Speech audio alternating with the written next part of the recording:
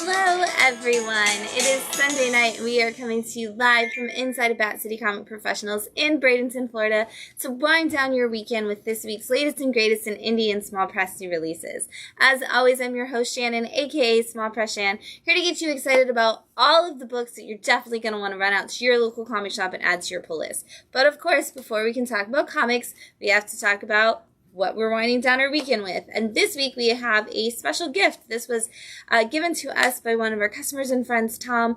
We're really excited. He said that it was a fun wine that he shared with people who didn't normally like wine, and they even enjoyed it. So I'm excited to try it. This is the Imperio. It is a Primitivo de Manduria, which is an Italian wine, and I've never had it before, but it's got a lot of really high points, and according to like Matt's app, it's a good match for us. It does say that it's going to have like aromas with marked notes of ripe red fruit and spices, that it's got soft tannins, which is probably why Tom's friends liked it, and it has a toasted vanilla, so I'm really curious how this is going to taste. It does actually smell very toasty. That's funny.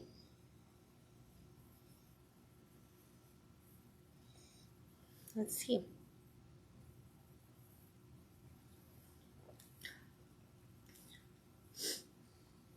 There does have a lot of spice. Oh, yeah. Oh, and I can taste the toasty finish. Mm-hmm.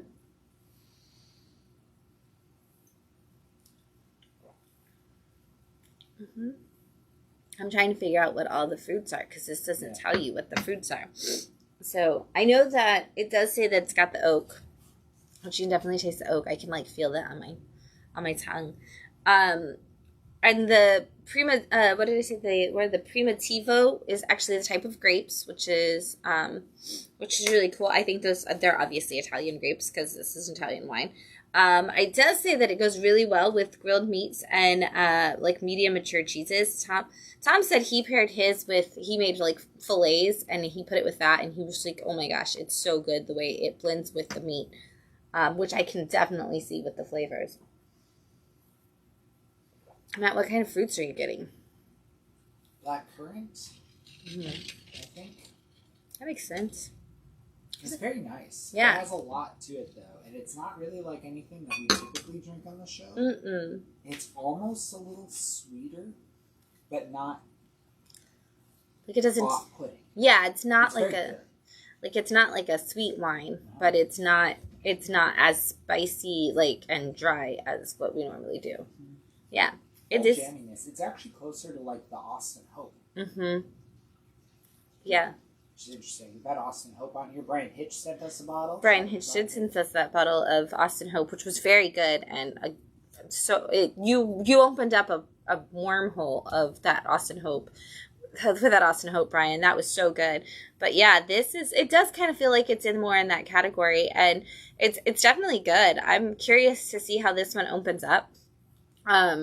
And what's going to come into it, because since it is like a sneak attack of flavors, I'm curious what'll come. But again, it has a lot of wine points. It's like a 97, which is, Matt, what do you get points for as a wine? It's mostly drinkability, mouthfeel, flavor, all the things that you would think kind of do it. But it is definitely a subjective rating. Mm-hmm. There's a lot of wines out there that get 94 points that don't score at all on another ranking, But between the different ranking systems, there's about 4 out there, 5 out there that do it, pretty consistently. James Suckling, Decanter, those kind of things, who rank it on points. And then, YouTubers and stuff rank it on points too. Yeah. So... But 97 is very high. Right, that's very high. There's not a lot that we even buy that have 97 points. Mm-mm. Yeah, this is really good. So thank you, Tom. We're going to be drinking this tonight and talking a little bit more about it as it opens up throughout the show, and as we open up the comics throughout the show. It's the best Italian wine we've had. It's definitely the best Italian wine that we've had. And it's been a while since we've had an Italian wine, so it's nice to see, to have one on the show. So, again, thank you, Tom. We're really excited. We had a lot going on this past week. I need the bucket.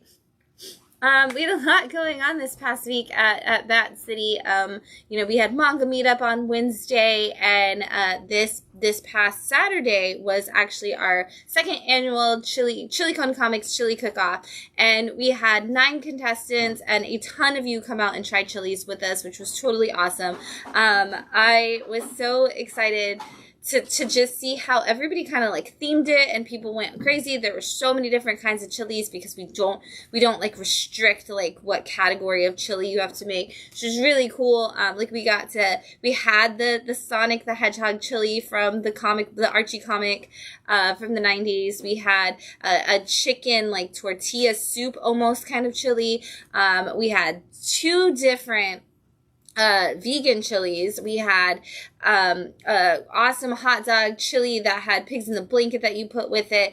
Some with noodles, some without. There were so many differences in the thing, and we had some awesome, amazing judges come out and help us. We had Lieutenant Detective Anthony Ramdath from the Bradenton Police Department and the CEO of the Bishop Museum, Andy Sandahl. They both came out to help judge the competition, and we were really excited because we got to learn that it was Andy's first ever chili cook-off, and so it was awesome to see him get to experience it from that side.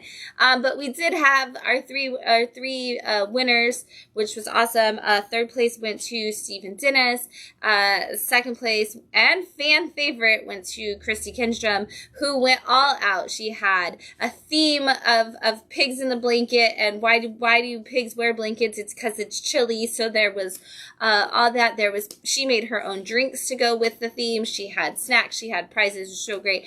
And then our winner for the second year in the row was actually the awesome Mike Wolkin, who made a incredibly awesome, amazing smoked vegan chili with 27 different ingredients in it. And I know Mike will be giving away a prize to the person who got the closest to the amount of ingredients in that. So we will, whenever we know who that is, we will also announce that Mike's going to give us that information. But speaking of prizes, we did, by voting for fan favorite, you get entered into a drawing, and we've got 4 different prizes. We're going to do that now so that you don't miss it. And so first up, we have the Big Batman prize, which is a Batman Nightfall trade paperback. And this is like the whole big thing. This is the Joker McFarlane Multiverse figure. And then 2 different posters. I'm not going to open them up, but there's a Year of the Villain poster and a Superman poster in here. And so this prize is going to go to... Oh, Kelly! Awesome. This will go to comic librarian Kelly Lindbergh. She's getting that prize, so we will have that ready to go for you, Kelly, who I will actually see tomorrow. So that's really easy. She's going to be helping me with speaking tomorrow at Ringling.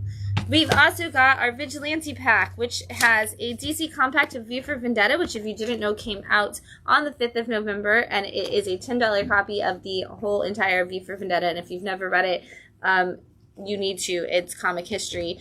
We also have a Punisher Red Band poster and a Bad Mother trade paperback from AWA, which was one of my favorite Vigilante stories of the last, 10 years. I can't say 5 years anymore. Right. All right. Let's see if it's a different... Oh, that's not a different winner. We're going to pick a different winner. Can't win all the prizes. This goes to Morris. Morris, we've got your phone number on here, so we will give you a call and let you know that you won that prize. I know we don't have the prize sound effect anymore. Like, boo, prize! What's the next prize? Oh, this is the one. I know a lot of people were really excited about this one, too.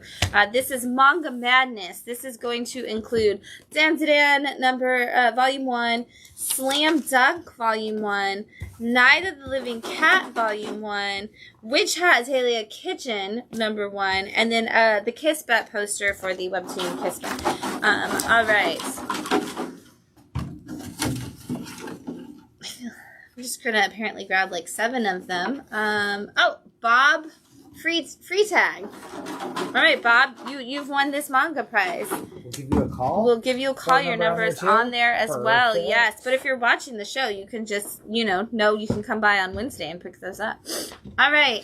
And if they're not for you, they make great Christmas gifts at the end of the year. All right, and then the last prize is the Bat City Bundle. So this is going to include a Toxic Avenger Matt Boers Bat City exclusive. This is done by the writer of Toxic Avengers current comics, the two-time Pulitzer Prize finalist, Eisner-winning Matt Boers.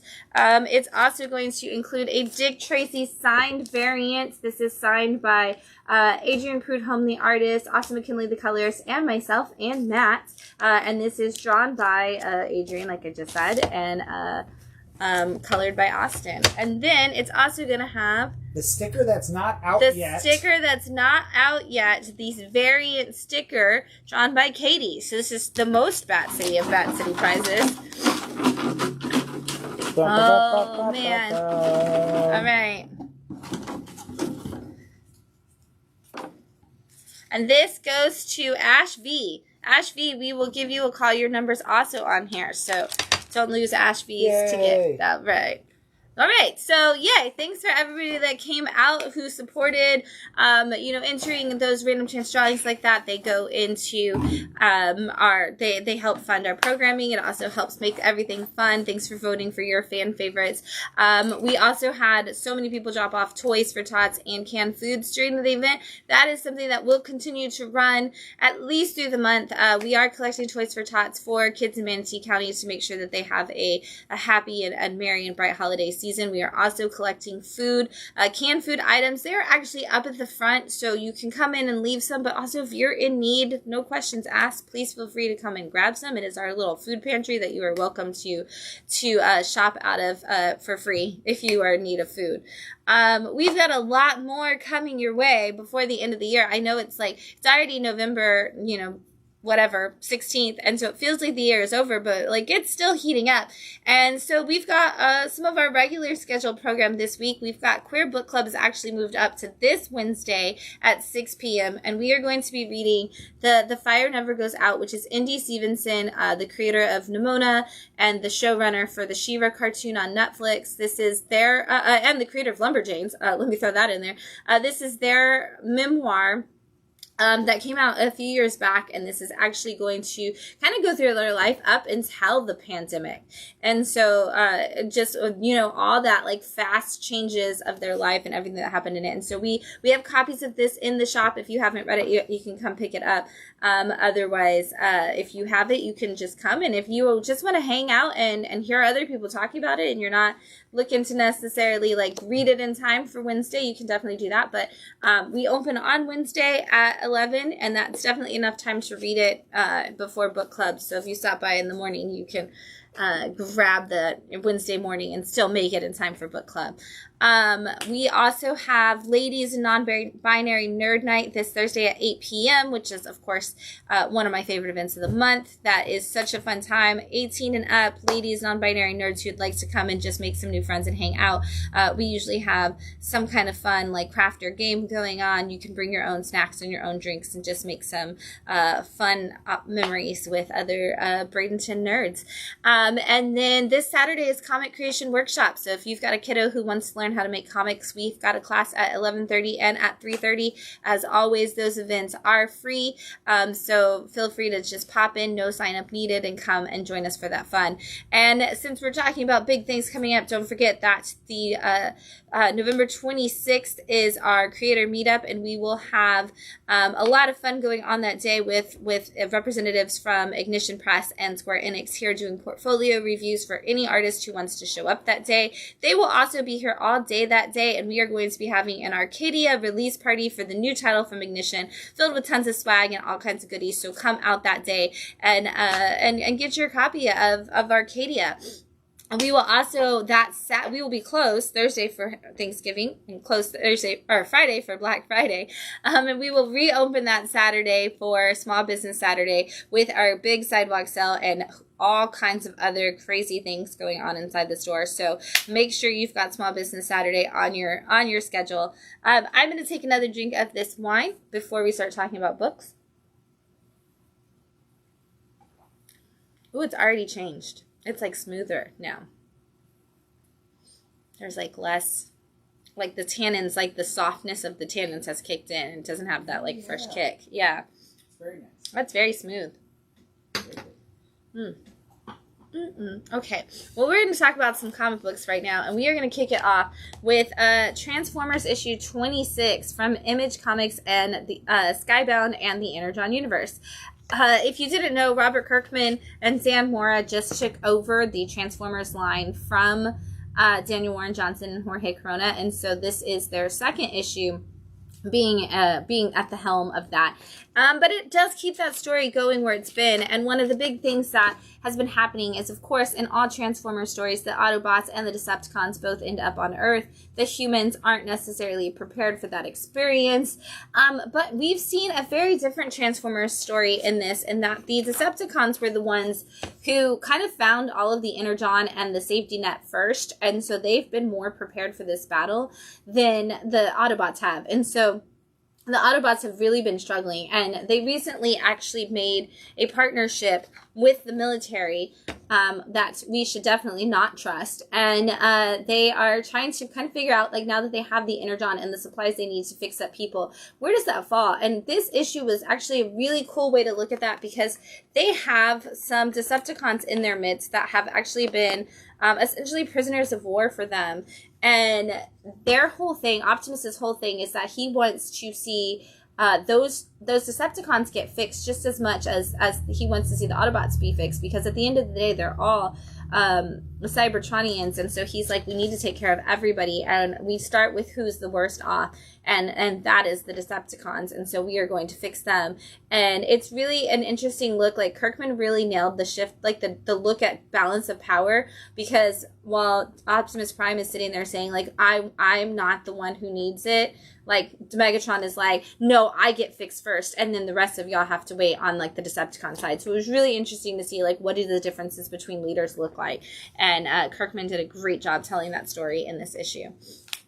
We've got Grimm, issue 25 from Boom Studios. This is actually the final issue of Stephanie Phillips' Grimm story, and I feel like the best way to describe this is as an epilogue to the story, because this does take place after all of the events of the story, and it brings in some new characters who are seeing the situation unfold after. And so basically, if you don't know Grimm, it was the story of a woman who was raised in hell as a Grim Reaper, and learned that she was essentially the daughter of the Grim Reaper, and she had all of these powers that were bequeathed to her because of that. And when her aunt goes crazy and tries to take over the afterlife, she ends up being the one who has to right everything. And she goes on this magical, mysterious journey to kind of figure out who she wants to be and the life she wants to live. And we saw all that wrap up in issue 24, and in this one we see it's post her life and her death, and she has a child that I'm not going to show you all of that. She has a child that she gets to come essentially face to face with and actually have the post death conversation with your kid of, this is why I did all the things I did, and this is who you are. And so this kind of it feels like a coda on the story of what happened, and gives you a little bit more of, hey, the generations go on and you have to make your own choices, and don't let the trauma of your parents kind of impact the story of you. We've got Witchblade, issue 16 from Image and the Top Cow imprint. And I have got to say, I absolutely love this run, this arc of Witchblade. It has been so good, and it just keeps getting better. Marguerite Bennett is really killing it with this story. If you don't know, Witchblade overall is the story of a woman named Sarah, who is a detective who gets this ancient power of the Witchblade and is able to essentially summon that to fight against bad guys, mostly corruption in the police force, but now she's taking on some other stories. And she ended up in this arc meeting a young girl who is kind of the only other person who can see the darkness and the things. And it's because of all the lore, both from the Bible and other mythos and religions that she studied, that she kind of has a secret insight to all of this, which is helping Sarah solve these very, very gruesome murders and attacks that are happening in her city. And just this is such a cool thing to see, because we see, the grizzled cop and the super powered person meeting with the young teen a lot. And it's almost always like a man and a young boy. And so it's kind of nice to see this as like a woman and another woman in her 20s, and them kind of figuring out that dichotomy and that balance between them two. And again, Marguerite is telling such a great story with this. If you haven't ever read Witchblade before, I honestly think that you might even be able to start in this arc and just see if it's for you.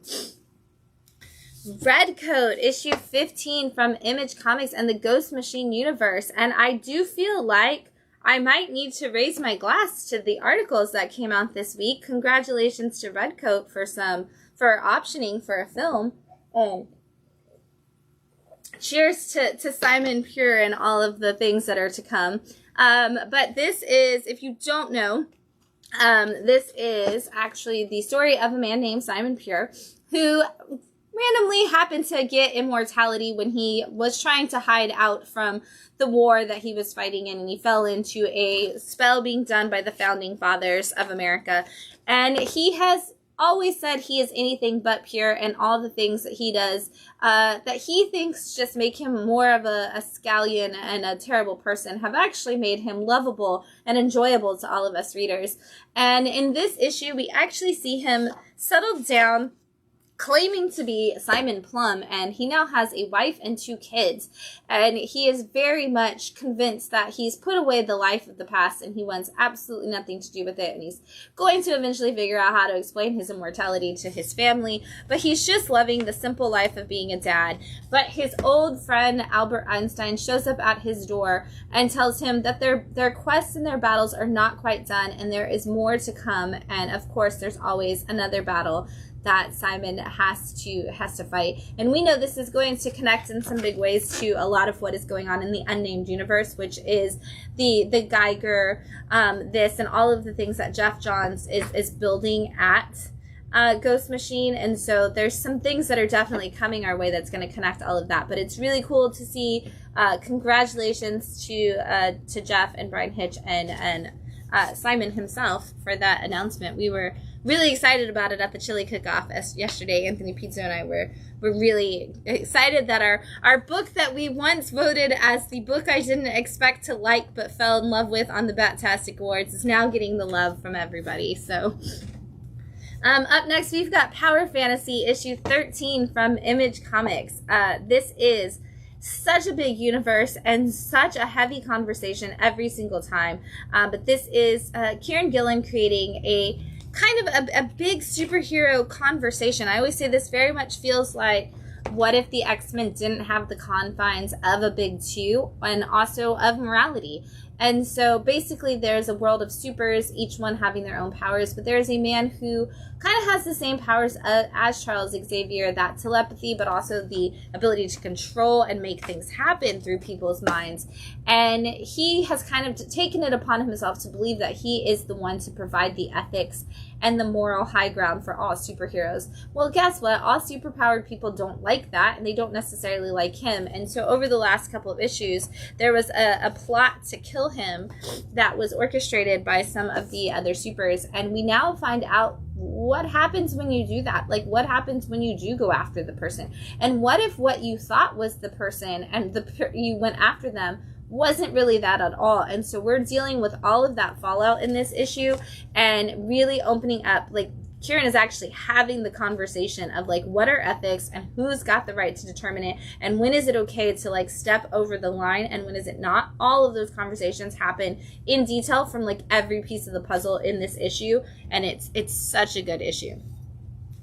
We've got issue 13 of Dick Tracy from Mad Cave. We have been following along as Dick Tracy and crew have been trying to stop the Summer Sisters from going on their crime spree throughout the city. And that has been going on at the same time. Dick has been having a memory of a person from his past come to visit, somebody who he served in the war with, who was kind of possibly a spy. And so Dick Tracy has found himself needing to figure out a little bit more information about that. And that has led him and Tess together to go to Europe and kind of figure out where that's, what's more of that information is. And so we're getting to see him do a little bit of investigative work in another city. But the thing is that being over there in Europe and actually looking after this person that he's trying to find this information on is really opening him up to a lot of PTSD from his time in the war. And it's really impacting the way that Dick Tracy actually is interviewing people and interrogating people and even just talking to people. And Tess is having to step in and kind of lead that conversation and put Tracy back on the right path. There's a lot of heavy issues in this issue that Dick Tracy is dealing with, but we're also still seeing Sam kind of handle the Summer Sisters back at home, and where that big crime story is going to lead us into some more Dick Tracy fun. We've got Blood Squad 7 issue 11 from Image Comics. That was the confusing numbers for a second. This has been really cool to see this continue and kind of grow into the story that it has become. This is all about a group of superheroes who are essentially America's premier superhero team. And 30 years ago, Blood Squad 7 existed, and then everything got to a point where they didn't really need superheroes and that the government didn't really want to endorse them. And now they're back to feeling like that's a thing that they need again. And so they've recreated this team with a new generation of people. And they keep trying to send them out on these missions. And every time they send them out on a mission, something completely different and kind of terrible goes on. And they recently sent them overseas to the Middle East to try to solve a situation, and they really actually didn't want them to solve it. All they wanted them to do was just get intel on where the people that they were going after were. And what happened is you put superheroes into a place where two people were warring, and they felt like it was their job to actually start helping people. And now the team is at odds with each other as they try to figure out, what is their role? Is their role to do what the government tells them to do, or is their role to do what's right by humanity and to actually help people who are in need? And that's kind of left us in a lot of big troubles in the last couple issues, and it's definitely going to continue as that goes forward. The Future is issue 7 from Rekka Comics. This has such an interesting concept and has continued to kind of bring us a fun and exciting story. If you don't know, Rekka is Hacker backwards, and this comic is all about essentially cybersecurity and people who kind of use that hacking as their superpower. And so we're following along as this guy Wheeler, who has been, on the wrong side of this situation a lot in the past, has finally decided that maybe it's time to put things right and kind of go against all of the rich elite that he was working with. And so he's built his own team of people who can help him hack into all these accounts and kind of take these people down from the inside out.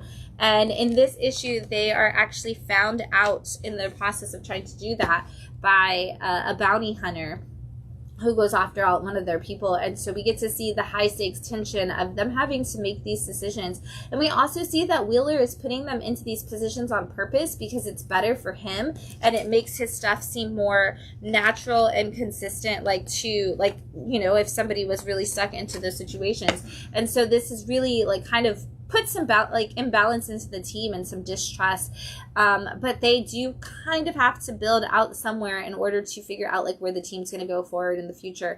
And the future is a lot of things, and we're going to see if this team can hold it together long enough to make the future better. We've got Blood and Thunder, issue 7 from Image, Skybound. This is the story of a young girl who really, really wants to follow in the footsteps of her dad, who was a officer in this specific police force in this alien planet that she lives in. And she wants to be so much like him that she uses his gun that has an AI that really kind of has a life of its own. and has become her perfect partner. Well, because of who she is, she hasn't been allowed to officially join the force, and they use her as a bounty hunter. Over the last arc, we kind of saw that there is a group of people who are from Earth, who are terrible, who are trying to take all of the people on her planet and kind of enslave them, as well as people on other planets. They're also hoarding all the knowledge and like acquiring all the books from every planet in the universe and taking everybody's knowledge. Well, somebody is after them, and now she's after that person, that monster. But she had a face-to-face with that creature in the last issue and realized that that might not be the big problem. And now she's in this place where she's kind of chasing after that creature, but she's also kind of chasing after the humans that are causing the problems, and the humans are definitely chasing after her.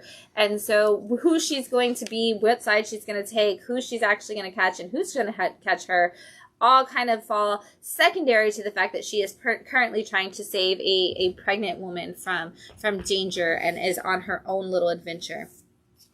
We've got Never Wars, issue 6 from Amp Comics. I am so excited about this book. If you don't know that, you don't watch this show regularly, because I absolutely love this story from Amp. This is all about the worlds of Neverland, Wonderland, and Oz coming together for an epic battle, and just all these different villains and heroes kind of taking on different places in the worlds as they have to fight. And we are, in this story, following along as the grandson of Alice from Alice in Wonderland is trying to figure out how to find the Vorpal sword, because that is the only thing that, of course, can destroy the Jabberwocky, who is the ultimate bad guy in this series.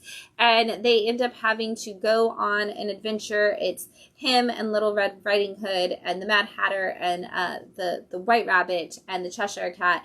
And they do find that sword, and they realize that there is more to it than what they've ever experienced before. And they kind of realize that war isn't always the answer, and they've all been on this, we have to fight, we have to fight, we have to fight, and they have to realize that that's not the choice that they always have to make, until it is, because the bad guys get stronger and the good guys lose some of their allies. And look at this wicked cool cover, and I mean that quite literally. We get to see the Wicked Witch and her team up, and all of the things that are going on with that in this issue. And if you don't know the story of the Wicked Witch in this world, you definitely need to read this story. It's fantastic. It's so much fun, and it just brings all these literary favorites together in a great way. We're taking everyone down with us. Issue 6 from Image Comics. This is the end of this volume of this story. And if you could ever make like a perfect epilogue, I think that Matthew Rosenberg definitely did that with this book. He so nailed it. But it's going to wrap up our story that we've been going through so far, which is all about a young girl whose dad is a former supervillain, the biggest mastermind of them all. And when the supervillain society essentially tries to go and take him out, they end up they end up killing him, or possibly killing him, or something going on, and she ends up in all kinds of danger, with the only thing that she can rely on being the robot that has always kind of been her babysitter. And that robot takes her to her mother's house, who she doesn't recall ever meeting, who is also a supervillain. And now she is living in this castle, finding out that she's essentially an evil princess, and just trying to get the world back to where it was, because she just wants her dad, and she just wants that experience. And all of this spy world and underhandedness and everything all seems to somehow come to an end in this epically big battle that Matthew Rosenberg writes in the story. But again, it's just, there's so much to it, and what it leads to, and all the things that you kind of get. It's so good. It's so well done, and you're gonna need to read the whole thing and take everything and everyone down with you while you do it. We've got Armored issue 6, and this is from Clover Press. This has been a long time coming. It's been quite a bit since we've had the last issue, but this does kind of start a new point for us in the story, because we're introducing some new characters. So if you didn't know, in Armored, a young boy is adopted by a family who lost their son, and when he goes to move in with them, he ends up finding a magical sword and a ghost that basically inhabits a suit of armor, and that suit of armor comes onto him and helps train him so that he can fight demons. Well, after he has finally solved that problem in issue 5, in issue 6, we find out that he is not alone. There is a young girl who is also having a ghost suit of armor that helps her, but it is more of a samurai situation. And she has come to town because she is having visions of him, and she thought that she needed to come help him fight these demons. Well, of course, but the two of them together, there's always going to be new demons to fight, and so new battles arise, and new situations are coming. And we find out that this world is just getting started. There's so much more to happen and to come for these people. So if you're looking for a cool fantasy adventure that is just a fun battle, like for kids and adults alike, this is definitely a good story. Wind, Power of the Blood, issue 6 from Boom Studios. This is volume 4 of Wind. It does not end here. Most of the other volumes of Wind seem to kind of be about 6 issues. This one is going to keep going.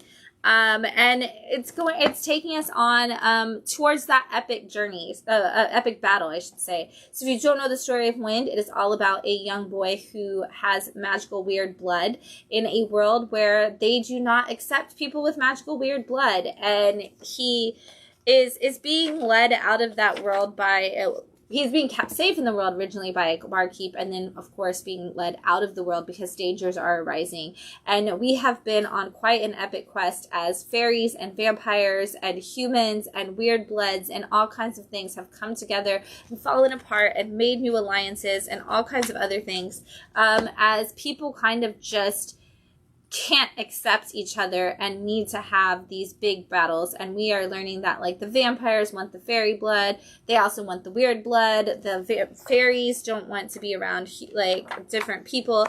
But one of the things that's been really cool with this is that we saw a prince who was from the human world and really wanted nothing to do with the weird blood people, but was willing to, like, vote in their favor, have to come to terms with a lot of that as the story has gone on. And so we have seen every character move in a direction of some sort throughout the story. It has some of the best character development. The world is kind of moving with them as they each go on their journey, and it's a great coming of age in a hard time, in a hard space world that these kids are all growing up in, and we've seen it page by page and step by step in every issue. Flash Gordon Quarterly from Mad Cave. This is issue 5 of the quarterlies, which I guess means it's been more than a year since they've started. There is 3 stories in these each time, and the first one, this is a story of Flash Gordon kind of in a different way. I'm trying to see if I can find a cool page, but it's kind of a new Flash Gordon story, but at the same time, just still kind of the same thing. It's just a little bit more modernized. Flash kind of finds, there's a Ming that he has to fight. There's a Dale that's on his side, and he meets some people across different galaxies that can help him, including a princess who's the daughter of the Ming of this world that is like, hey, I can help you. I want to see my father get taken down. And whether or not that's actually true and what she wants to happen, like, Flash has to learn to kind of who to trust and who not to trust as he goes through this battle. And then we get to see, is there only 2 in this one, or was there 3? We get to see, there is 3, okay. There's a story about Dale that's called The Witch of Mongo Manor, and it's all about Dale and Flash doing an investigation on this witch and this power that she has and what she's doing and the darkness that she's bringing into Mongo Manor.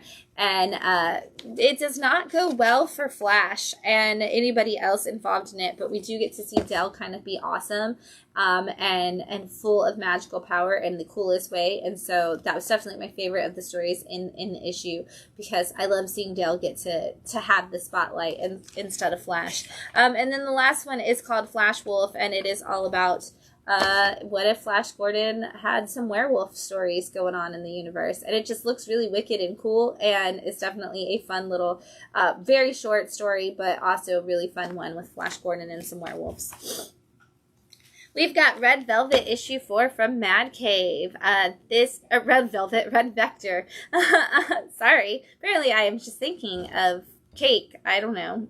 That's just what I think of when I see this, apparently. Red Vector issue 4. This is very much like your sci-fi space odyssey. It very much like a Star Wars if you're looking for that kind of big adventure in space. And it's all about the two main characters that we see are kind of your Han Solo character, who is very much like a part of this rebel alliance and is trying to, like, move on, like, stop these bad guys. I guess he's almost like a cross between Luke and Han.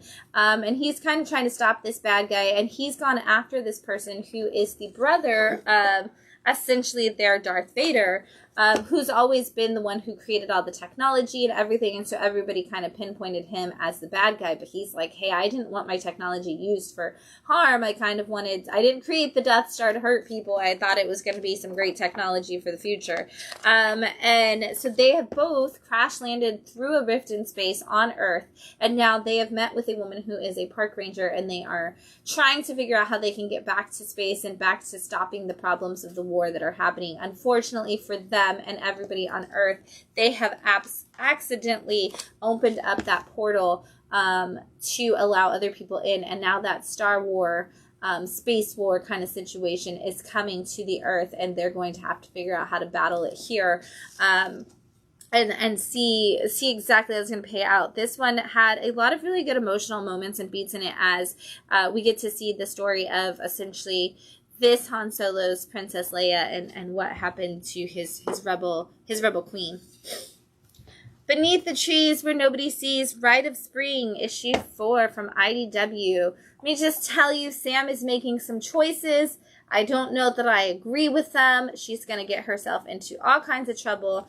But here we go. So if you don't know Beneath the Trees Where Nobody Sees, the original volume is about a bear who lives in a small town who is also a murderer, but doesn't murder in her own town until a murder happens in her town. A string of murders start happening in her town.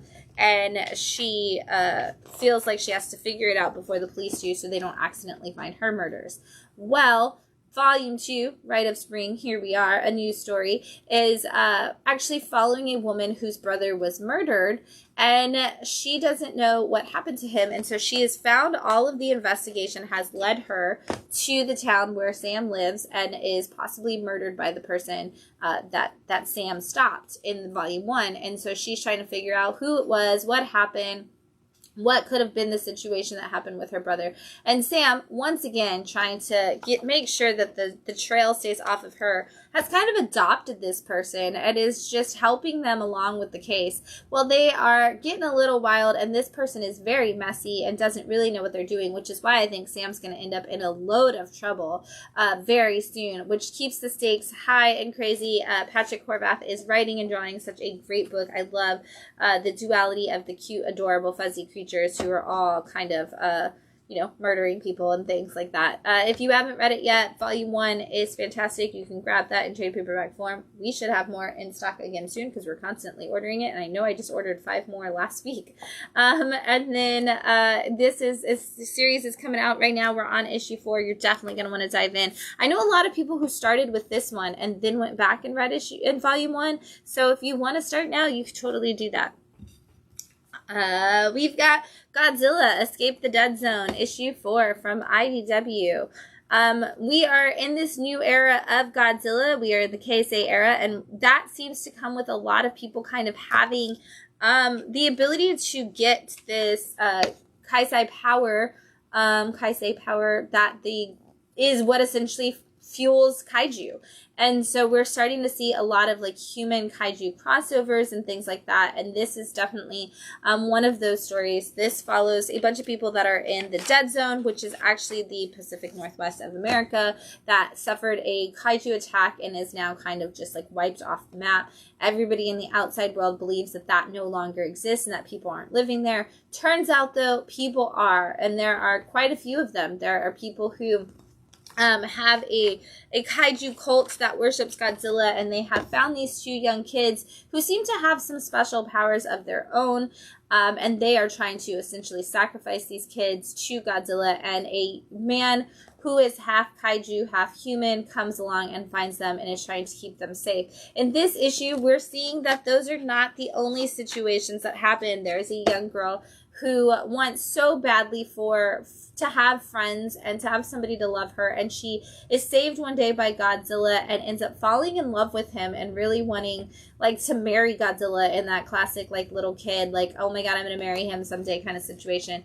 And so she runs away into the dead zone and finds herself awakening as a giant kaiju sized little kid, and more than anything, she's not sad that she can't go home. She's just sad that Godzilla still doesn't seem to love her, and they have to kind of help her on her path as well. It's really cute, and really hilariously like weird concept. Bullet Adventures number 3, and this is from Altruist Comics. This is such a fun superhero book, honestly, and such a great way to do it. This is issue 1 kind of showed us the story of the original Bullet, who was a teenage boy who, as he used his powers of Speed Force, essentially, he would age really quickly. And one day he finds himself like in the future, and his friend basically is like, you have to go back to the past. Something happened there. You're not gonna, you just have to deal with this. Well, he ends up traveling through time, and not in the right direction and not the right way at all.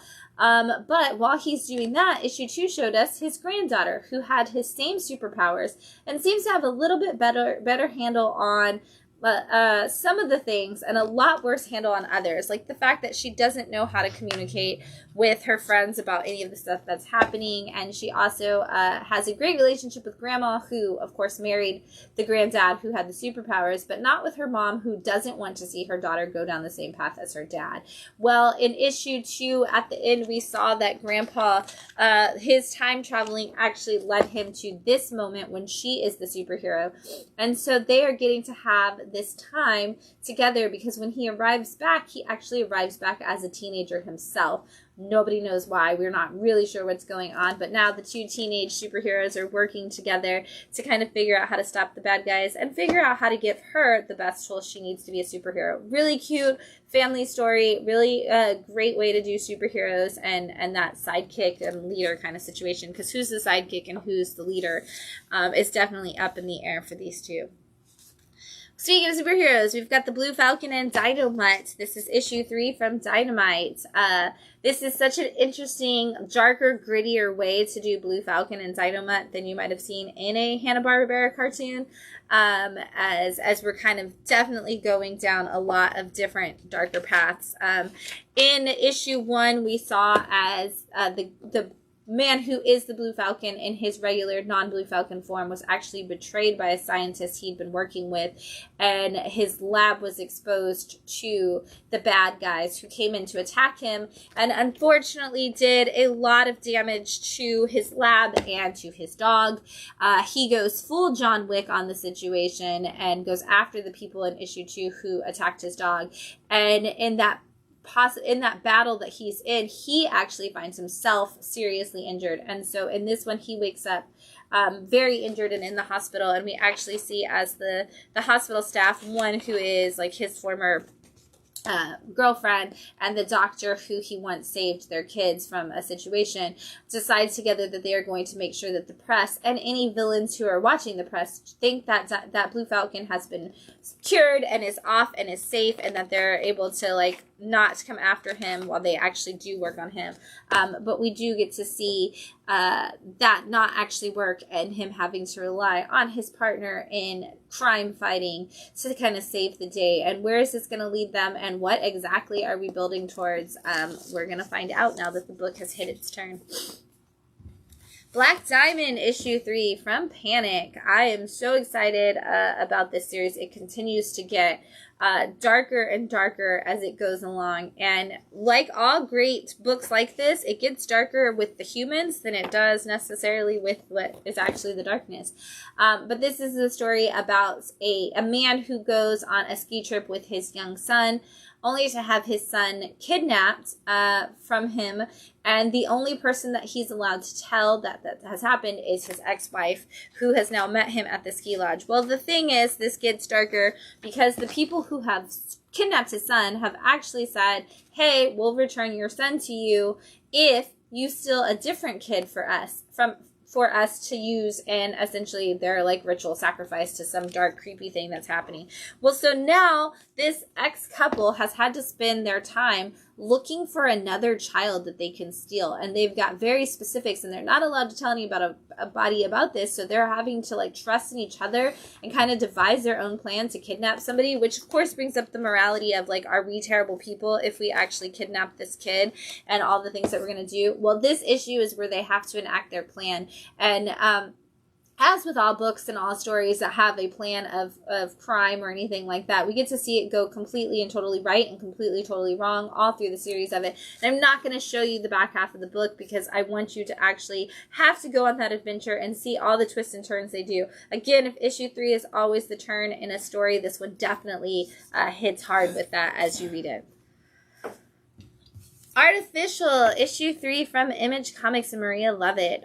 This is such a dark and twisted love story.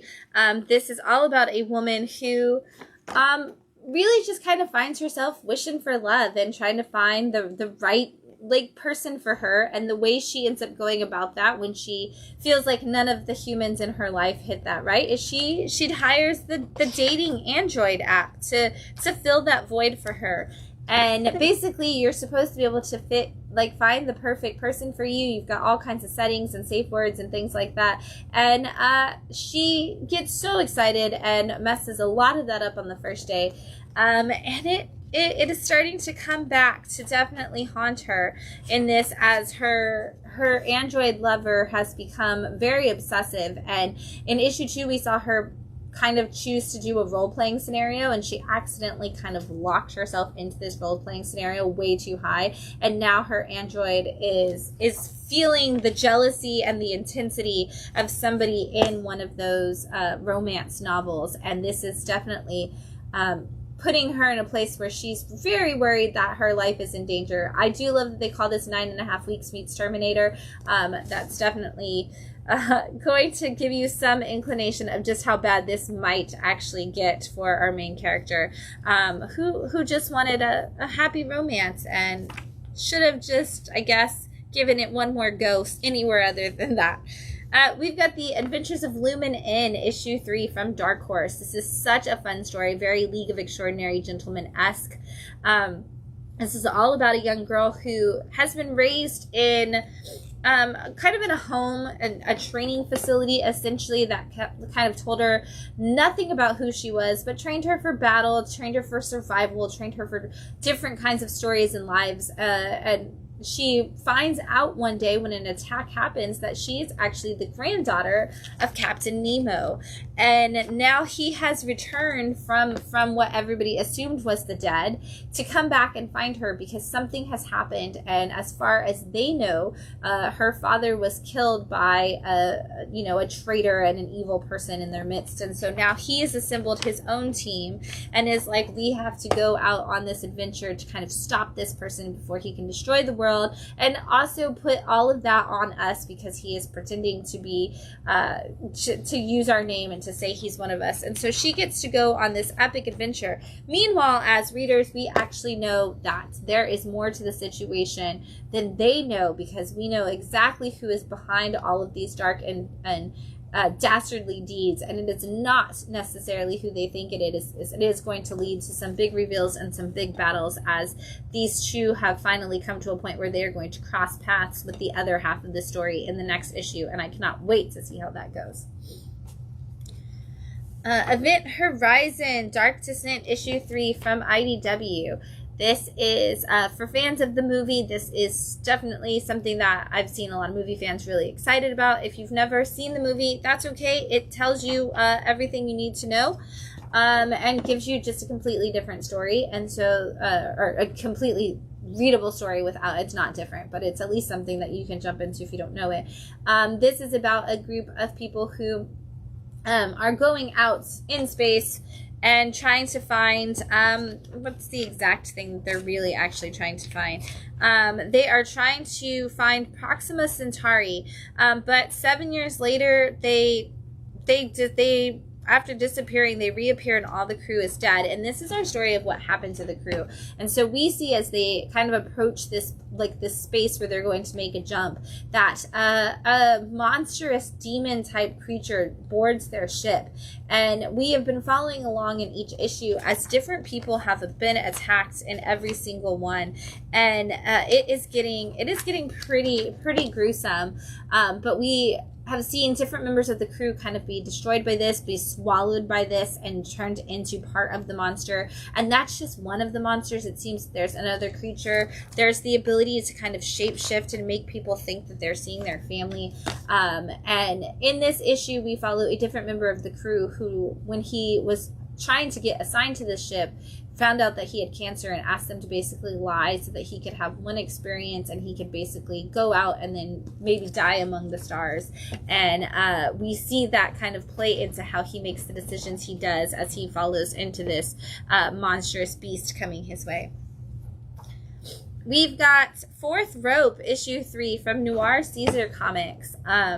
This is actually like done in partially like in conjunction with Tokyo Pop, which is really, it's like a part of Tokyo Pop, which is really cool to see these like anime style comics in the like Western world. But this is all about a guy who really wants to be a wrestler, and he's got that like cocky attitude and that showmanship, and also a chip on his shoulder as he tries to figure out exactly how he can get into the ring. And over the last couple issues, he's had some big fights, or he had a big fight and kind of really lost, and is like, hey, how can I get into this? Well, he put on enough of a show that people are actually paying attention and are going to try to help him get into it. And then he gets another opportunity in this issue to do just that. But in this issue, we also learned the backstory that he was trained by a group of fighters who didn't feel like going to the big show was the point. They felt like the soul and the passion of it was the point, and he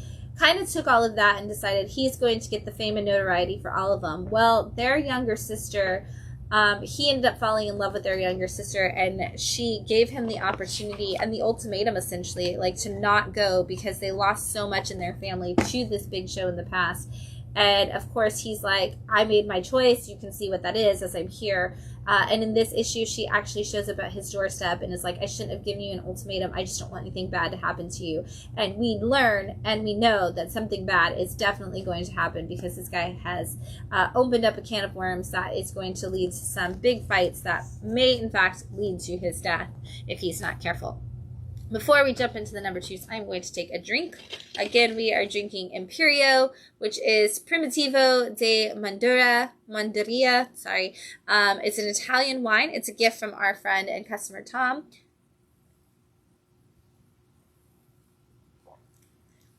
And it tastes different again. Plums. Definitely more of a plummy flavor. It's definitely getting smoother as long as the more it's open too. It doesn't have as much of the like at the beginning it was very much like, oh, I opened something that was in oak, and now it doesn't as much like hit you with the like oak smell or taste at the beginning, which is nice. A lot of dark fruits. Yeah. Well, again, thanks, Tom. All right, we're going to talk about some number 2s. We've got Gunpowder Profits number 2 from Mad Cave. This is a wild and crazy story that kind of feels like you're watching like a 70s movie that just goes off the rails at all times. And it's kind of fun because of that. But this is all about these 2 guys who are essentially like magical detective kind of people. And they are hired by a woman to rescue her daughter, who's being held captive by the daughter's dad, the ex of the woman. And he is somebody who runs one of the death cults and is like, hey, I'm gonna kill everybody in this cult and we're gonna be resurrected. And she's kind of the ultimate sacrifice for this experience. And they're like, we have to get this kid out of here. Well, the kid in issue 1 doesn't really trust anybody, so she almost doesn't go with them. But now she has gone with them. They are on the run, and now we get kind of a Mad Max kind of fight out on the road kind of situation as they're driving their cars, and a group of motorcyclists who are these rough, tough people who do all of the dirty work for the dad show up. And literally this entire thing is just a high-speed chase of these people trying to stop all of these bad guys from coming after them and get away with this kid. And it's like every time you're like, that is the most absurdly cool and yet just also absurd thing that I could imagine happening in the comic. There's another bad guy and they have to fight them again. And so this just like, it keep one-upping themselves on every page with how big they take just like the battles and the fights and the ability to take out these bad guys. So if you're just looking for a fun, crazy adventure, this is definitely the one. I think Anthony Pizza said on Pizza with Pizza, he said, if you liked Moonshine Bigfoot, this is a great one for you to jump into. And I definitely agree for all the fans of Moonshine Bigfoot. You'll love this. We've got Zicky, number 2 from SHP Comics. This is a fun adventure story. I definitely think if you were a fan of like Kill Your Darlings or things like that, you should jump into this one too. This is all about a little boy who very much believes that he's going on these magical adventures, and his family does not believe it at all. And so kind of like in a Calvin and Hobbes situation, like when he falls asleep or when he goes out on an adventure, he thinks it's actually happening, and they think he's just sitting in the living room or sleeping.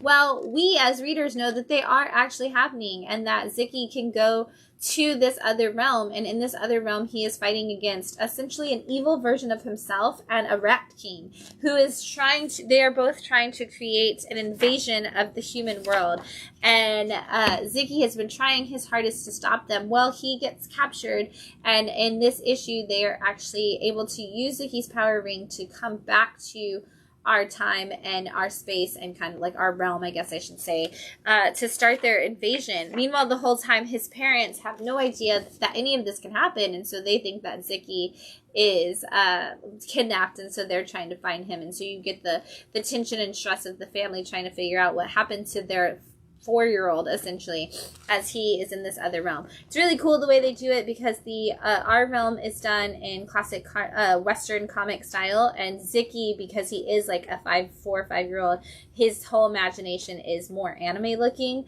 and so it's cool because when you go into his world that he's in, it's all anime manga style art, but our world is in comic style. So it's really cool to see that, and they actually have 2 different artists who do the 2 different worlds, which is awesome to see them kind of have to work together to balance that.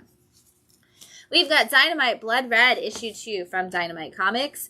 This is not the first time we've had a Dynamite story where it's a mashup of all the different characters. This one is all about a world where essentially only men get turned into zombies, and the women of the Dynamite world have kind of rounded them up. Purgatory is now in charge. She kind of runs the ring. Miss Fury is her enforcer. She's got Hell on her team. She's got a bunch of people. Vampirella is actually a detective, and she's been investigating some things that Purgatory is doing, and she's looking into it. She doesn't trust her at all.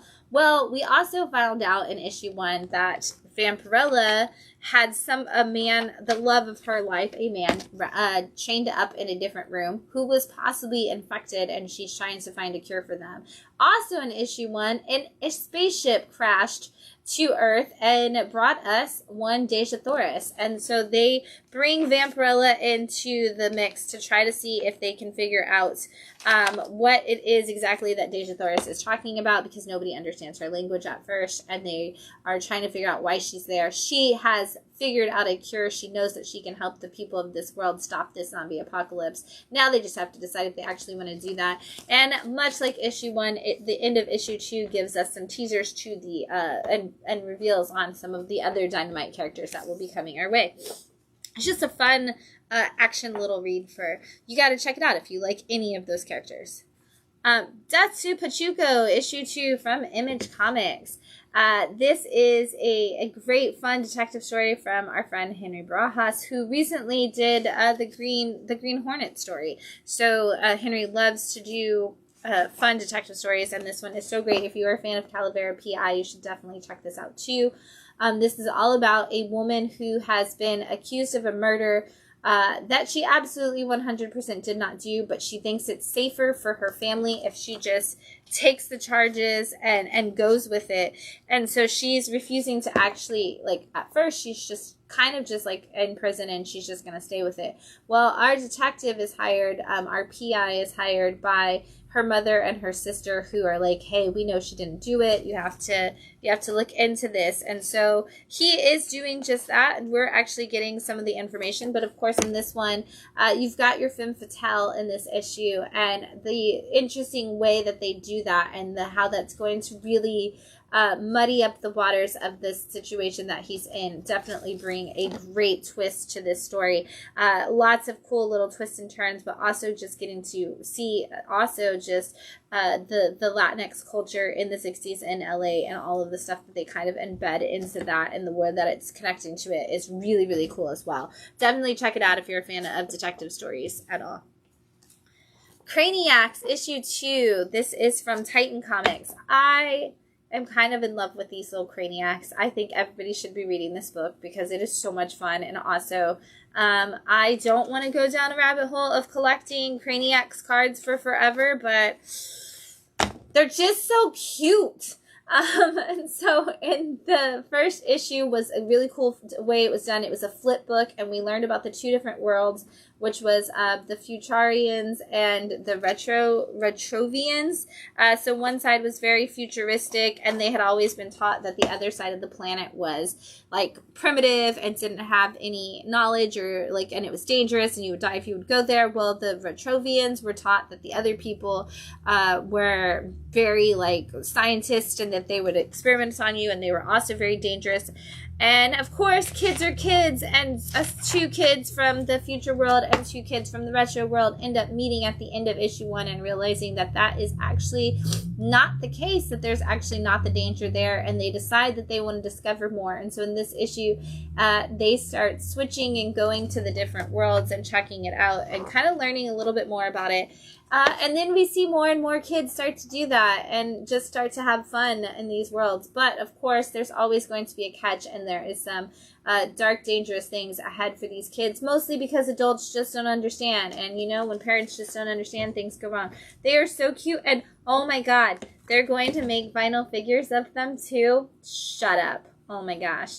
This is very great. If you are a big fan of things like Garbage Pail Kids, I think you would definitely like the design of all these characters. But also, if you just want a fun story, this is definitely a fun adventure. And so far, honestly, it's all ages for the last 2 issues. So I don't know if it'll stay that way, but they're so cute. They're just so cute. The Author Immortal issue 2 from Image Comics. If you read issue 1, you know this is the story of essentially an author who is very famous, who has some bad press, and needs to figure out a new way to address this fantasy situation, who ends up hiring a man who wants so very badly to break into the writing world and wants so much to do that. And he is the expert on this one fantasy writer who had created a very large world. And so she wants to kind of break into that world and kind of steal that because it is such a fan favorite. And maybe if she brings it back, people won't hate this author anymore. And so she hires this guy and sends him to the castle essentially that he lived in, and he decides to take his daughter, who he is not on good terms with. He's pretty much estranged from her, but not entirely, like divorced parent kind of situation. They go out there together, and while they're there, they discover a secret room with secret information, and maybe, just maybe, how the author went missing, and they find themselves in this fantasy world. Well, this issue 2 takes place completely in the fantasy world, right where issue 1 left off, and our character is kind of exposed to what is going on, kind of figures out that he's in this world, which is very good since he has all this knowledge, but he is in grave danger, and most importantly, he really needs to find out what happened to his child if he's going to save her and figure out how to get out of this world. So it's really cool. You do get those two different stories going on at the same time. Of course, we're going to see him go on a very large adventure and hopefully figure out his life while he's on the process of that, and bring us into a world. If you're fans of things like Helen of Windhorn, this is definitely another one for people who liked that to pick up. Street Sharks, issue 2 from IDW. This is for fans of Street Sharks, the cartoon, for fans of Cowboys of Boom Mesa, the comic, of Ninja Turtles. This is definitely going to be all in that same vein. And you probably already know that if you grew up in the 90s. This is all about the Street Sharks, who are much like the Ninja Turtles. They live in the city, they stop crime, and they go on some ridiculous adventures. Well, in this issue, they learn of a circus that has come to town that is filled with possibly a lot of bad things happening, including the main bad guy that they've been trying to take down for a while. And they learn that there are other mutant anthropomorphic animals at this circus, and they might be either in danger or a danger to other people. And so they decide to go and investigate this circus, and they find out exactly what is going on. And have to kind of jump in and fight some battles in there. But of course that opens up some bigger issues that are going to come to play, because of course they do have this ultimate bad guy who just kind of keeps making things worse and worse for them. Fun action adventure, again, for fans of things like Ninja Turtles, or if you just watch the Street Sharks show and you've got that nostalgia for it, you should definitely check it out. Another one that you could also probably hand to kids, and then have to buy them toys from the 90s that you need to find and hunt down. Roots of Madness, issue 2 from Ignition Press. This is opening up to be such a cool big world for this story, but this is all about a young woman who...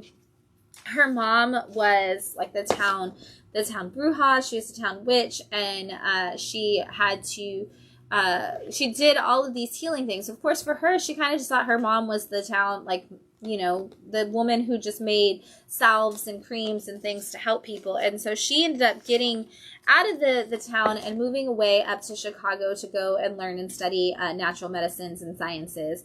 And so now she's in this place where she's been running her own shop up in that area, and is getting the attention of a secret society called, Meridian Fellowship. And while she's being approached by this Meridian Fellowship, she's learning that they may know a lot about her mom and what her mom was actually into. Meanwhile, her dad also finds her mom's book that she was always told as a child she couldn't read because it was dangerous. Well, of course, it seems to have some kind of witchcraft into it, and so she's like, maybe they're... But she no longer believes in that now that she studied all the science. And so she doesn't really think there's all this witchcraft. She just thinks that there's a science and nature behind it. She ends up joining this Meridian Fellowship and being taken back to the very area that she grew up in, where her mom used to work. All of her magic. And in this issue, she is determined to find this flower that she had learned about from her mom. And when she wanders off in the woods to look for it, she learns that there is a lot more darkness and a lot more things out there. And yet she completely writes them all off because she doesn't believe in any ghost or paranormal things or magic or any of that. And she is going to have a very, very rude awakening, probably in the next issue, when she realizes that there are dark forces at work here, and she is not prepared for any of them. We've got a lot of new number ones. We've got Peter Cannon Thunderbolt from Dynamite. This is the story of Peter Cannon, who is actually, this was such a fun issue.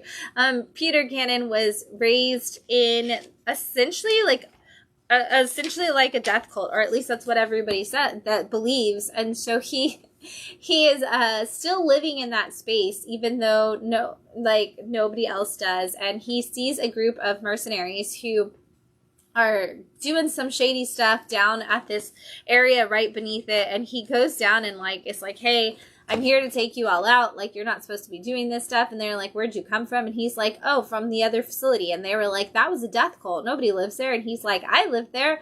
and I've got a telescope, and I saw you doing bad things, and I'm here to do it. And we kind of just get to see this hilarious, like, cold open for that.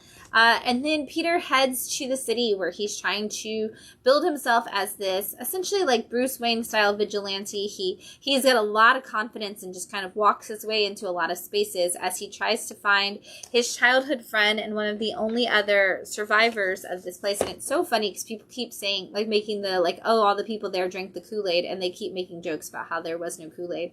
But there's a lot of twists and turns as he finds out what his new friend is, or his old friend is connected to, and all of the new dangers that are going to, like, come his way as he fights in this world.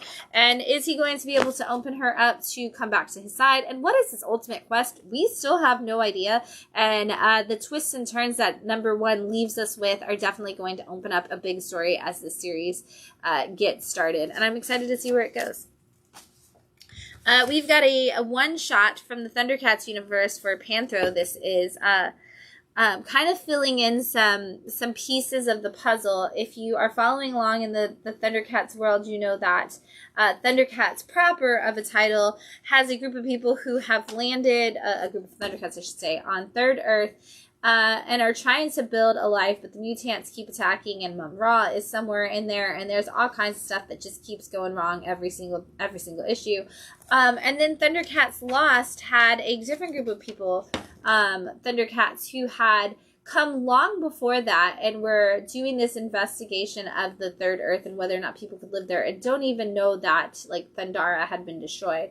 And in the recent issues, we saw those two worlds cross over as one of the Thundercats from that previous quest met up with the others. And Panthro is like, I have to go out and figure out if there's any of those other Thundercats still surviving. Well, what he ends up finding is a Thundercat from an even older mission that nobody knew happened, from before Jaga even took over Thundara, who has been trapped in this endless loop by a wizard who's kept him prisoner, and Panthro has to kind of help him figure out how to get out of there. And learns that not every Thundercat is actually a good cat, and not all of them are on the same page, and what that's going to do and what dangers are going to actually lurk on this planet. I don't know about you, but at this point I think there's more Thundercats living on Third Earth than there were on Thundara, so I'm, like, super curious how many more we're going to find. But I love every time they discover one, it, like, completely changes the dynamic of the group and the story, so it just builds it out bigger and bigger. We've got Dog Supreme from Antarctic Press. This is issue 1 of a 3-part series that is going to be a lot of fun. This follows a dog who is the supreme fighting force of his universe, and he has been on the lookout for this ultimate object that'll help him essentially rule all of the Dog Supreme universe and beyond, which is essentially the Infinity Gauntlet. And he finds out that this item is on the Earth, and so he is like, look, they even have the Watcher, like, group. He finds out this item is on Earth, and so he ends up taking a ship to Earth to try to figure out how to get it, unknowing, like, anything about Earth at all. Meanwhile, he's got a bunch of people on his team who are definitely going to double cross him. And then on Earth, we meet a family with a young girl who just lost her pet corgi and refuses to kind of move on, and cannot get over the fact that she lost it. And when her dad comes back from his archaeological dig that he's on, the family decides that they, maybe they need to do something to find her a way to be happy. And it's definitely going to end with, like, these paths crossing for sure. But it's absolutely hilarious because, of course, we don't have talking dogs and dogs that have supreme superpowers and know anything about Infinity Gauntlets, and this young girl just really wants a puppy. And so this is going to be an epic clash of two different worlds when it happens, and if you are just looking for a fun adventure, you're going to find it with Dog Supreme. Die Loaded #1 from Image Comics. This is the return of the Die universe from Kieran Gillen, which I can honestly say I've never read. I read issue 1 for a book club in 2020, And I actually, after reading this issue, kind of want to go back and read the whole thing, because I was really excited about where this story kind of went.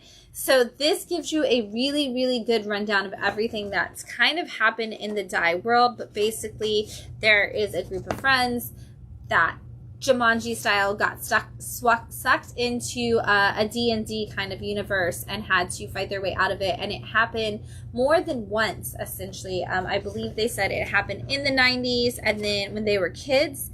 And then it happened again, 1991, they disappeared.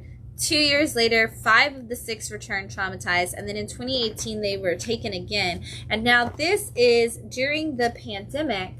And they're kind of like, we finally get back and we're back into like, we're not able to actually like reconnect with the world. And so they're dealing with that. And we find, one of our characters has gotten married and has a kid that was born actually while he was trapped in the game again. And so this is his first kind of experience getting to raise that kid. Well, they end up having to go to a funeral. It's the first time they're able to like leave the house post-COVID. And they go to a funeral for one of the friends who didn't make it back. And I don't want to spoil that. And so while they're there, they kind of all lash out at each other. We kind of see where everybody's at. We get to kind of get a quick view of what happened to every single person. And then they're all given gifts from that were left in the will of the person who died. And what that does is definitely build out a new universe. Meanwhile, one of the characters is still trying to make the game happen and put it out. And everybody's like, what is happening here? And so there's definitely a lot coming. What's really cool is they also released an actual role-playing game like set for this. Like in addition to the comic, they actually put out another like comic essentially version of the rules for the role-playing game if you actually wanted to play the game. That came out this week too, but I believe we are actually already out of it. But yeah, so if you haven't read it before, this does kind of give you a chance to jump in. You're gonna probably be like me and be like, oh my god, I want to go back because I want to know how all these people got here. But at the same time, you could jump in right here and go on an adventure that is definitely going to be just as crazy and dark as what Kieran created in the past. Hellboy and the BRPD, The Ghost Ships of Labrador, issue 1 of 2 from Dark Horse and the Hellboy universe. And this one is essentially if Hellboy was the person who investigated the fog. This is an island suddenly finds itself covered with fog, and within that fog are a bunch of ghosts who have suddenly come back from who knows where, and people go missing, and they send somebody out from the BRPD to investigate. They send the exorcist of the BRPD to go out there and actually take the situation down, only for them to also go missing. So Abe Sapien and Hellboy have to come out and do their own mission to solve this, which is really cool because in a lot of the Hellboy books we don't get to see Abe and Hellboy actually in them. And so it's cool to actually see them on this adventure. And we find out that the ghosts are here not just to haunt the place, but because something is haunting them, and it opens up something big that Abe and Hellboy are not prepared for as they try to figure this situation out. Teenage Mutant Ninja Turtles versus Godzilla, #1 from IDW. It finally happened. The moment we've all been waiting for. Godzilla and the Teenage Mutant Ninja Turtles are crossing over, and I'm so excited for this series.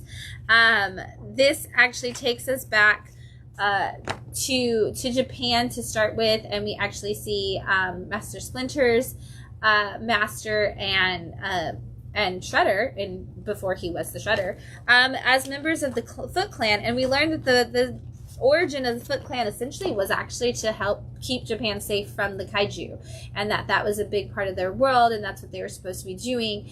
And so we do get to actually see some of those battles against that. Well, now something has happened, and as April O'Neil is reporting on the news, there is an attack, and nobody knows what happened. It's not an earthquake. It's definitely something attacking, and only Master Splinter kind of seems to have any recollection of what it could be. And so he's teaching the guys and April all about kaiju and what they are and where they might be coming from.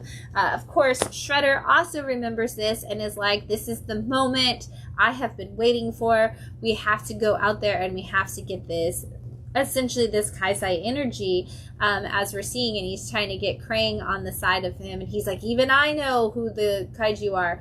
But of course, we can't just have a simple battle that's easy. There's got to be a lot more to it, and this is definitely going to be one of those epic Ninja Turtles Godzilla moment crossovers. If you're a fan of either, you should just read it because it's going to be fun. And it's Tim Seeley doing it, which he's also doing the Godzilla proper, so it's kind of cool that he's like actually bringing in the stuff that he's working on with Godzilla like into this story too. We've got a Colosso Kaya. This is our Kaya one-shot. We get one at the end of every arc, essentially, like to kind of bridge between where we are in Kaya and what's going to come next. And this one's really cool because it's not just Wes Craig. Wes Craig usually does the whole Kaya story and all the art too. This actually has a ton of people, like Declan Shalvey's on here, Ryan Stegman's on here. There's a bunch of people actually doing this, but the first half of the book, at least, kind of just tells us everything that's happened in Kaya. That Kaya is a young girl who was told that she would be the chosen one, only to find out that she wasn't, and it was her half-brother who was named the Golden Child, and that they have been on this adventure, and all of the people that they've allied with, and all of the people that have come after them, and the fact that, as we saw at the end of the last arc, that Jin left with the trickster god Raziel and left Kaya alone, possibly dead. And then throughout, we see these little pages where it just does this all black paneling, and in the panels you see a stomp, stomp, stomp. As it goes throughout the story, that actually gets bigger and bigger every time, but that is the break point between each story. And then we get to see different things, like where are the robots that we've seen? What are they up to? Where are Jin and Raziel, and what are they up to? What happened to Kaya? Did she make it out? We get to see all of these different things kind of go in all these different art styles. And so we get to see this story of even some characters that we haven't necessarily met yet, meeting characters that we have met, and what is happening to them, and whether or not they're going to be able to like come back, and is Jin in danger from these people. So there's so much, and then all of that leads to a big reveal of things to come that we've been hinting at but haven't seen yet for the next volume, and I don't want to show you that necessarily. But if you haven't read Kaya yet, I believe we are 4 or 5 volumes in trade-wise yet, but it's a beautiful story. It's fantastic to look at. It's a great adventure. It's definitely still all ages, and you should absolutely check it out if you want something. This is a great way to just jump in because the whole story is in here. And then we've got American Caper #1, also from Dark Horse. This is a fantastically fun book that's going to definitely lead us on a big adventure. It's all about a guy who is not a good person. In fact, there's not one good person in this issue, honestly, for the most part. But he is our narrator, quite unreliable, and he lives in a small town called Verona, and he is trying so hard to just be mediocre. Meanwhile, his wife hates everybody on the internet and is just like an internet troll and awful, and his daughter hates his wife and everybody connected to everything that his wife does like. His son just wants to play video games and hates him, but it's really funny because he's like, my son thinks I'm a hero and I just hope I can live up to his expectations, and the son's like, dude, go away, leave me alone. Meanwhile, a car accident happens outside his house, and he's like, something big and dangerous is coming through this. He works for an organization that is definitely embezzling money from all kinds of people and places, and he is fully scumbag, and all he wishes is that he could be as good as the guy who lived next door. Very much like, you know, Ned Flanders having like this perfect life next door. Only, you know, there's so much more to the story. And again, like, everybody's got a story. What's your story? Where's it going? This is definitely going to be it. If you did not pick this up, something to keep in mind is this is actually coming to you from the same people who make Grand Theft Auto. So you are going to see all those different kinds of like storytelling pieces come together. Really a lot going on. Major character development for everybody. Major like cool ways that they move the story forward. It's got great editing, great art, and a ton of fun. And no matter what, wherever this leads us, it is going to be dark and twisted, humorous take on a spy, murder, mystery, thriller, all those kinds of things, like, kind of rolled into one. I got to hear them talk about this book, and it is definitely going to be a great thing to see where this one goes, because there's a lot that's going into it. I'm going to take a drink before I talk about picks of the week.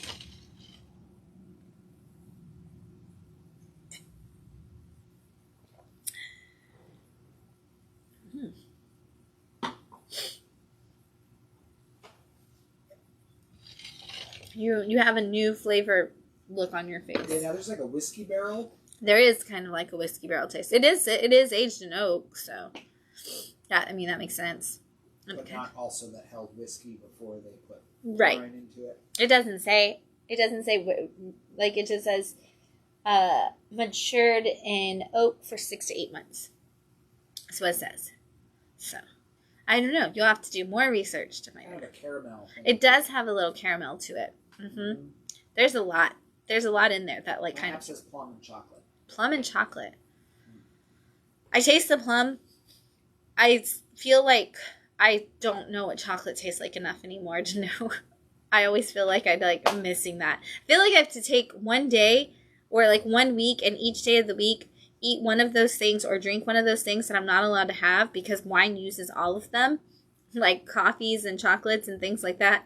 Tobacco. I'm like, I need to try all of these flavors so that I know if they're actually in wine. But we'll see if that ever happens. That would just, be really bad for my head. Because you're allergic to it. Because I'm allergic to caffeine and I can't have any of those things. But we'll see. All right, we got some picks of the week.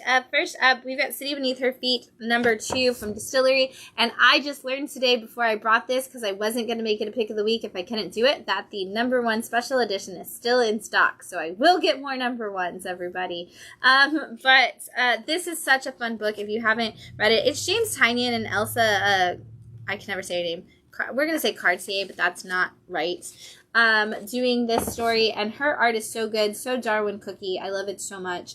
It's such a fun adventure. If you read book 1, it had just this fun, like, rom-com, meet cute kind of situation with a woman who was an assassin, who was off the walls, ridiculous, she just had the most spunky personality, and she fell in love with this woman who was a writer, and they had this beautiful, amazing romance story. Well, in this issue, we find out that the woman who was the writer was writing stories about her, like the spy thrillers, and because of that, like spy thrillers based on this woman that she fell in love with, and because of that, it kind of led to the bad guys finding her, and a lot of, like, the team, actually, not even the bad guys, like, her own team is like, hey, she's exposing us.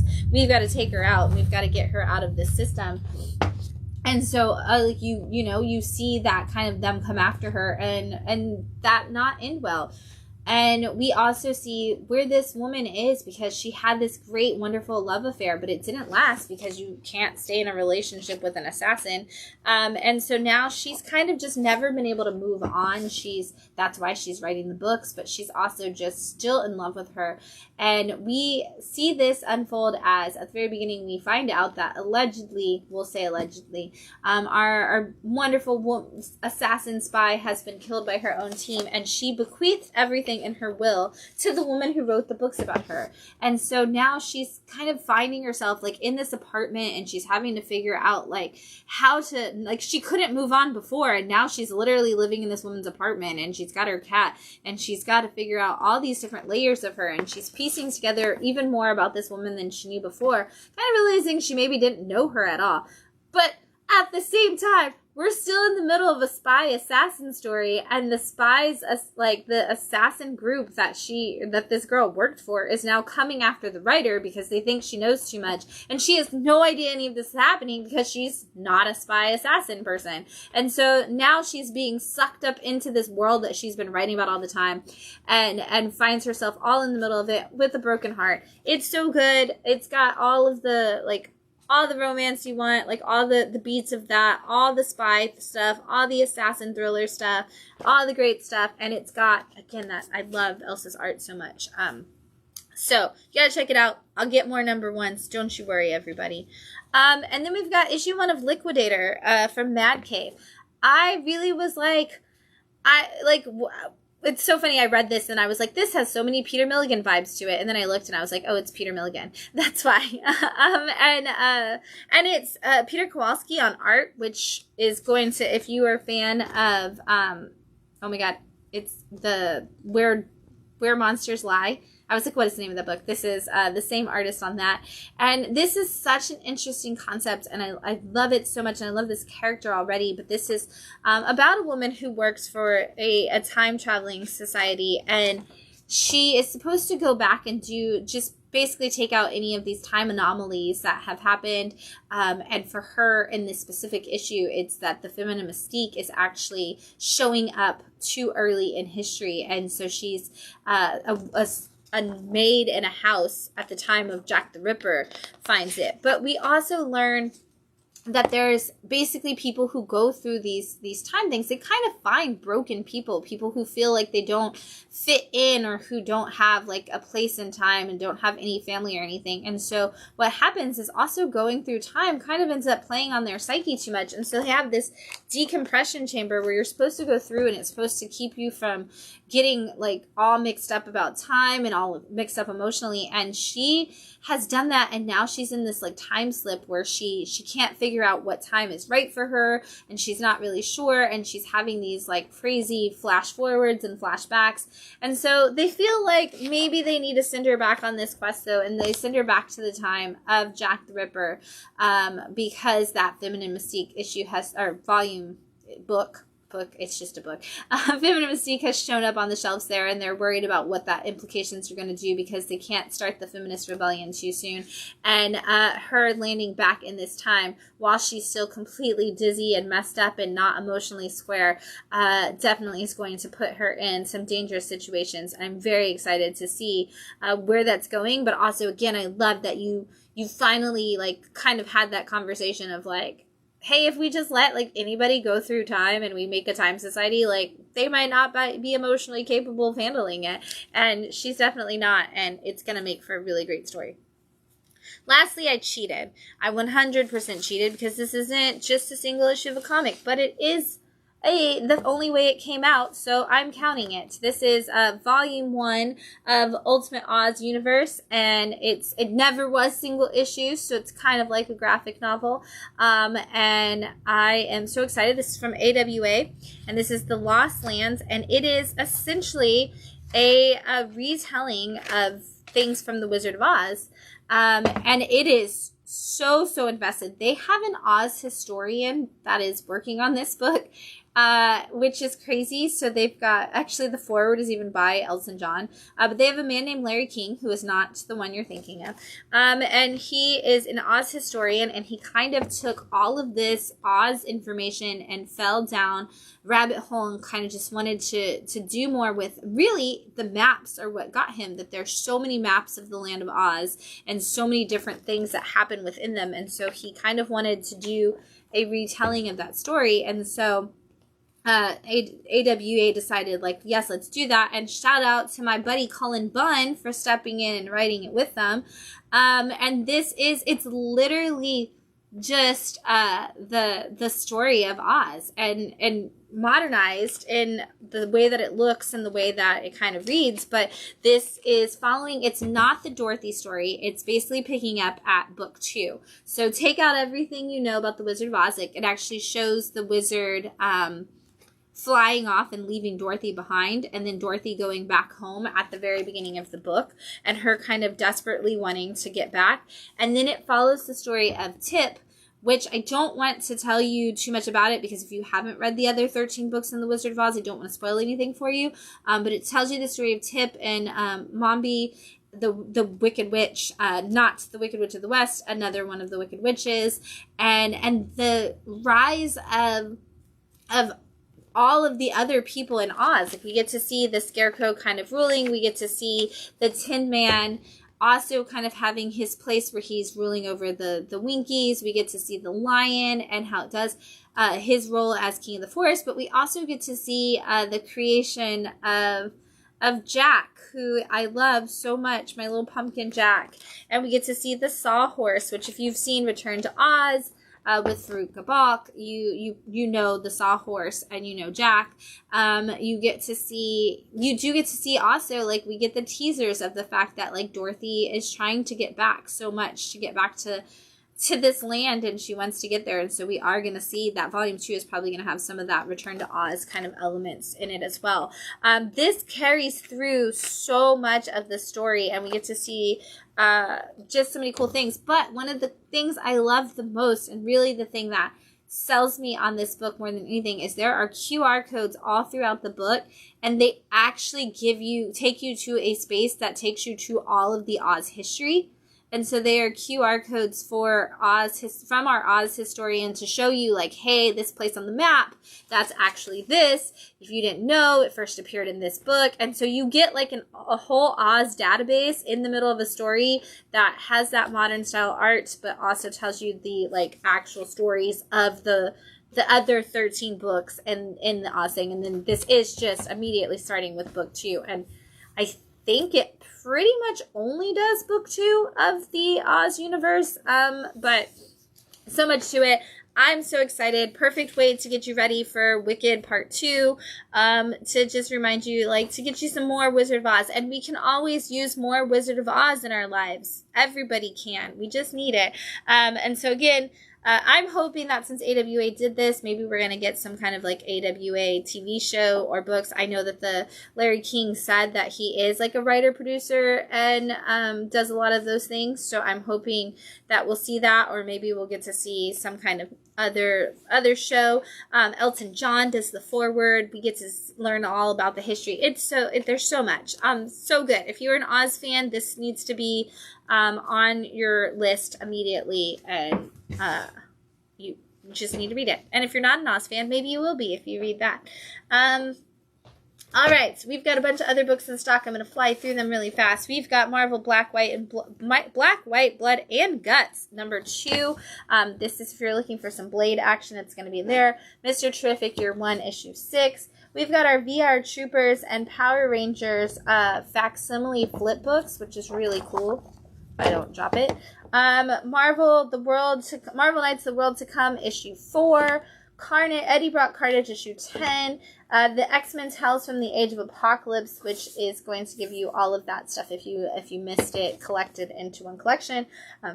Speaking of X-Men books, we've got our Age of Revelation titles for this week, which includes Sinister 6-2, Iron and Frost 2, which I love the Inyuk Lee streetwear Emma Frost variant. We've got that, yeah, they're like putting them all in like normal clothes. And then we've got Rogue Storm issue 2. We've got Ultimate Black Panther issue 22, TMNT Journeys, reprinting those classic stories, issue 3, Venom 251. We've got Star Wars issue 7, Han Solo Hunt for the Falcon issue 3, Supergirl from Sophie Campbell issue 6. We've got the Superman the Kryptonite Spectrum issue 4 from our Ice Cream Man team, making a Superman book, which is so cool. Spider-Man Noir number 2, Spider-Girl number 6, Amazing Spider-Man Torn number 2. Predator Badlands got a comic adaptation starting this week, issue 1. Red Hulk issue 10. G.I. Joe Real American Hero, continuing that long-running G.I. Joe story at issue 322. Green Lantern Corps, issue 10. We've got Fantastic Four, issue 5 with that Scotty Young variant. Conan the Barbarian, issue 26. New Avengers, issue 6. We launched Batman and Static Beyond with issue 1 this week. If you didn't get that, that was definitely a fan favorite pick this week. Batman Dark Patterns issue 11, which I believe is the end of Dark Patterns. We have Batman Gotham by Gaslight, A League for Justice issue 5. Look at that Ashley Wood cover. It's so cool. And then if you got Fantastic Four X Gargoyles last month, now you've got your Gargoyles X Fantastic Four. This does pick up exactly where that story left off, so you do have to kind of read both of them.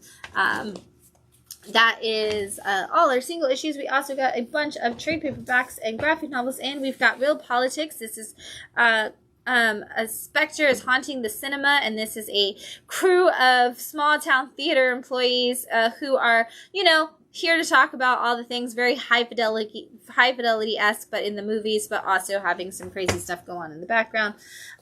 We've got Heaven, West Virginia, new graphic novel. Lamont's father was not a good man, and now he is dead, and this is everything that happens on that. That's from Oni Press. We've got Volume 1 of Blood and Thunder, which is issues 1 through 6. We've got Gina, Naked Aggression. This is Volume 1, issues 1 through 4. This was an action movie that was so much fun to read. We've got Minor Arcana, Volume 2, which is issues 6 through 10 of that new Jeff Lemire story from Boom Studios. We've got graphic novel Comfortless. This is a global pandemic as Miguel Villa magnifies the petty and morbid narrowness of the human soul with the precision to rival storytellers.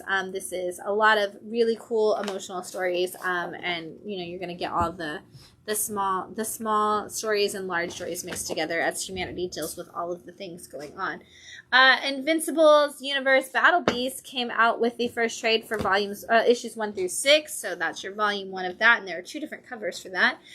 Volume 4 of Transformers, this is going to be issues 19 through 24, so your entire Daniel Warren Johnson has been collected in trade at some point now, so you can get the rest of the whole story if you need to catch up. Turtles of Grayskull. This is that whole crossover between the Ninja Turtles and He-Man's universe, Masters of the Universe.